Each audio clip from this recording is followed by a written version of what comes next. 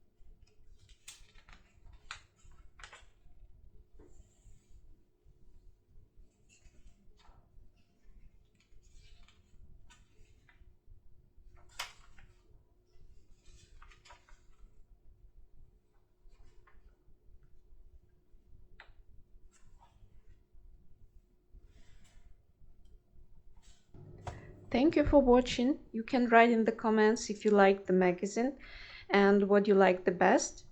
Please subscribe and watch my other videos. See you in my new videos. Bye bye.